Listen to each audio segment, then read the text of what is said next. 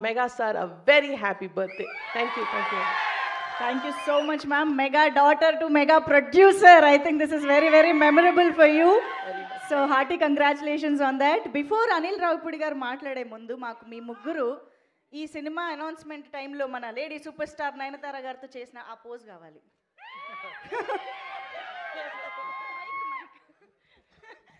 మీరు ముగ్గురు ఒక్క అడుగు ముందుకు వేరా. Yes come on, rough ఆడిస్తా.